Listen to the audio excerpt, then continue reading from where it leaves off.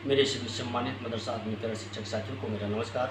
मैं पंकज मिश्रा, मदरसा आधुनिक शिक्षक। दोस्तों, जैसा कि आप जानते हैं कि मदरसा आधुनिकरण शिक्षकों की समस्या को हल कराने के लिए सभी संगठन के लोग लगे हुए हैं और हर एक वो चांस ढूंढ रहे हैं कि जहां से उनका समाधान हो सके। दोस्तों, इसी क्रम में कल प्रधानमंत्री श्री नरेंद्र मोदी जी के संसदीय कार्यक्षेत्र वाराणसी में एकता टीम के जांबाज सिपाही तुफैल भाई के नेतृत्व में और फहीम भाई, ये तमाम शिक्षक साथी कल मंत्री महोदय जी से मुलाकात करने के लिए वहां पहुंचे, क्योंकि भारतीय जनता पार्टी इस समय अल्पसंख्यक लोगों को अपना सदस्य बनाने का एक अभियान छेड़ा है। तो उसमें हम लोगों को एक चांस मिल गया है दोस्तों कि उस चांस को हम लोग गंवाना नहीं चाहते। इसी क्रम में कल एक आह्वान पर हमारे एकता टीम के जांबाज सिपाही, मदरसा आधुनिकरण शिक्षक अपनी टोली लेकर के गाजीपुर के शिक्षक थे, मिर्ज़ापुर के शिक्षक थे, वाराणसी के भी शिक्षक थे और उस सभा में जाकर के उपस्थित हुए और भरी सभा में उन्होंने अपनी समस्या को मंत्री जी तक रखा और मंत्री जी ने उनके हिम्मत को दाद देते हुए उनका हौसला अफजाई भी किया और उनको भरोसा दिलाया कि आप लोग निश्चिंत रहें, परेशान ना हो। आपकी वार्ता हम मुख्यमंत्री जी से कर चुके हैं, मुख्यमंत्री जी संज्ञान में हैं और हम लोगों के कार्य के लिए मुख्यमंत्री जी से भी हम बराबर पैरवी कर रहे हैं, उनसे बात भी हमारी हुई है और अब हम लोग कुछ करेंगे। दोस्तों, मंत्री जी इस तरह से बार बार कहते आ रहे हैं, लेकिन जब तक कोई कार्य ना हो जाए तब तक उसको सफल नहीं माना जाता है। लेकिन कोशिश करना मेरा काम है। मेरे कहने का मतलब केवल यही है कि मेरा मतलब है कि हम कोशिश करते रहेंगे और उस आखिरी छोर तक जाएंगे जहां तक रास्ता जाता है, और जहां से रास्ता बंद हो जाता है फिर हम अगर वहां तक पहुंचने से मेरा काम नहीं हुआ तो फिर हम कोई नया रास्ता ढूंढने का प्रयास करेंगे और जाएंगे जरूर। क्योंकि जब एक रास्ते बंद होते हैं तो ऊपर वाला दूसरा रास्ता आपको दे देता है, लेकिन घर बैठे नहीं देगा, आपको उसके लिए परिश्रम करना होगा। मेरे भाई, मेरे दोस्त, मेरे अजीज साथी, इससे ये एक्टिविटी आपकी दिखती है कि आप इसके प्रति कितना संजीदा हैं, कितना आपको लगाव है।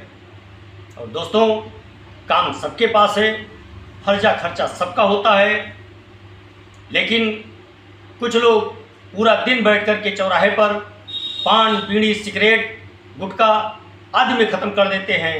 कुछ लोग उसी पैसे को अपने स्वार्थ में लगाते हैं, कुछ लोग उसी पैसे को एक दूसरे की मदद के लिए लगाते हैं। तो जिसकी जैसी नीयत होती है दोस्तों, वैसा वो कार्य करता है।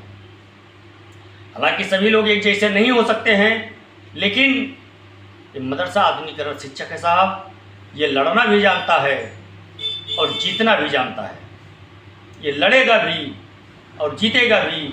भगवान ने चाहा तो हम लोगों को सफलता बहुत जल्द मिलेगी, क्योंकि जो सामान्य परिदृश्य दिखाई दे रहा है, इससे ये प्रतीत हो रहा है कि कहीं ना कहीं सरकार के मन में मदरसा आधुनिकरण शिक्षक घर बना चुके हैं।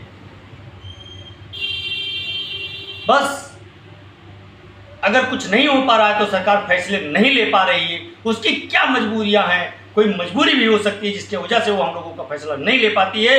लेकिन सरकार को ऐसा नहीं सोचना चाहिए, सरकार के पास कोई मजबूरी नहीं होनी चाहिए, क्योंकि हम भी इस देश के नागरिक हैं, इस प्रदेश के नागरिक हैं और हम भी आपको वोट करते आ रहे हैं। संविधान ने मुझे राइट दिया है कि हम अपनी समस्या आपके सामने उठाएं। अगर मेरा काम नहीं होता है तो हम हर एक उस मोड़ पर आपको मिलेंगे जहां आप जाने का प्रयास करेंगे, वहां आपको मदरसा आधुनिकरण शिक्षक खड़ा दिखाई देगा। ये मैं सरकार को चैलेंज से बोलता हूँ। दानिश आजाद अंसारी साहब ने कल्पना नहीं किया होगा कि सदस्यता अभियान में मदरसा आधुनिकरण शिक्षक पहुंच जाएंगे, लेकिन नहीं, मेरा जख्म दिनों दिन गहरा होता जा रहा है। उस जख्म की पीड़ा से हम हर जगह भाग रहे हैं। उस दर्द को खत्म करने के लिए हर डॉक्टर के पास हम जाने का प्रयास कर रहे हैं, लेकिन घूम फिर करके फिर उसी डॉक्टर के पास पहुंचते हैं जहां से मुझे आराम होने की उम्मीद दिखाई देती है। इसलिए हम लोग दानिश आजाद अंसारी साहब का दामन नहीं छोड़ना चाहते हैं। बहुत से शिक्षक साथी हमारे कमेंट करते हैं कि दानिश आजाद अंसारी साहब से कुछ नहीं होने वाला है। दोस्तों, मैं आपको बता दूं, अगर मदरसा आधुनिकीकरण शिक्षकों का समस्या का समाधान होगा तो वो रास्ता दानिश आजाद अंसारी साहब के बंगले से होकर के ही निकलेगा, क्योंकि आपकी पैरवी करने वाला कोई नहीं है और आपका खिलाफत करने वाले सभी लोग हैं। यहां तक कि आपके संगठन के लोग भी आपकी खिलाफत कर रहे हैं। एडेड मदरसा के अध्यापक भी आपका खिलाफत कर रहे हैं, जो आपके कम्युनिटी के हैं, जिनके लिए हम लोगों ने कई लड़ाइयाँ लड़ी हैं, कई बार उनका सहयोग किया है, कई बार उनका साथ दिया है, भीड़ इकट्ठा की है, उनके लिए आवाज़ें उठाई है, उनके लिए लाठियाँ खाई हैं हम लोगों ने। लेकिन आज जब उनकी सहायता की आवश्यकता हम लोगों को पड़ी तो वो लोग हम लोगों से कहीं ना कहीं मुंह मोड़ करके अपना दामन बचाने में लगे हुए हैं दोस्तों। लेकिन इतना वो भूल गए कि छोटे से तिनके को छोटा नहीं समझना चाहिए। अगर उड़ करके वो आँख में पड़ गया तो आँख फोड़ सकता है, आंखों की रोशनी ले सकता है दोस्तों। इसलिए मेरे कहने का तात्पर्य ये है कि दानिश आजाद अंसारी साहब का दामन तो नहीं छोड़ना है बिल्कुल। उसके आगे आप जहां बढ़ सकते हैं वहां तक आप जाइए, सभी जाएंगे। कोर्ट में तो मामला चल ही रहा है, एक ना एक दिन तो उसका फैसला आएगा ही आएगा। थोड़ी सुस्ती है पैरवी में, प्रयास किया जा रहा है, कोशिश की जा रही है उसके लिए कि पैरवी तेज की जाए। उसके लिए योजनाएं बनाई जा रही हैं, उसके लिए मीटिंग किया जा रहा है, फोनों पे वार्ता की जा रही है और उसमें भी तेजी बस कुछ ही दिनों में आने वाली है दोस्तों। और उस लड़ाई को हम लोग छोड़ना नहीं चाहते, क्योंकि वो कोर्ट का सहारा बहुत बड़ा सहारा है और बकाया जो हमको मिलेगा वो कोर्ट के द्वारा ही मिल सकता है और कोर्ट के आदेश को कोई काट नहीं सकता है दोस्तों। हालांकि ये अलग बात है कि सरकार के पास अभी कई विकल्प हैं, डबल बेंच पे जा सकती है, सुप्रीम कोर्ट में भी लड़ सकती है, उसके पास कई चांस हैं। अगर सरकार देना चाहती है तो दोस्तों उसको ज़्यादा समय नहीं लगता है। लेकिन सरकार से लड़ने वाला चाहिए।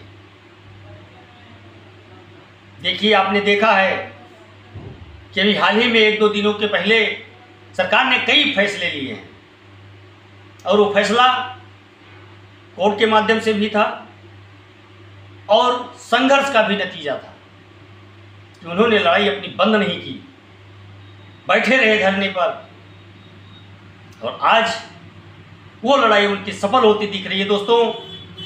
और सरकार को झुकना पड़ा उनके आगे। तो आंदोलन से अच्छे अच्छे सरकारों को मैंने गिरते हुए भी देखा है और झुकते हुए भी देखा है दोस्तों। इतिहास गवाह है कि जब जब आपकी आवाज़ को बुलंद करने का जिम्मा किसी ने उठाया है तो सरकार ने उसको दबाने का भी प्रयास किया है। लेकिन जब जब आपकी आवाज़ प्रमुखता से उठाई गई है और सरकार उसको दबाने का प्रयास किया गया है तो क्रांति तेज हुई है और उस तेज के आगे सरकार की जो चमक थी वो धीमी हुई है। और अपनी चमक को बरकरार रखने के लिए सरकार को मजबूर होकर के आपके पक्ष में फैसला लेना पड़ा है। और मुझे विश्वास है कि एक ना एक दिन सरकार को इस तरह से फैसले लेने पड़ेंगे कि जो वो कभी सोच नहीं सकती थी कि इनके लिए हमको इस तरह से फैसले लेने पड़ेंगे।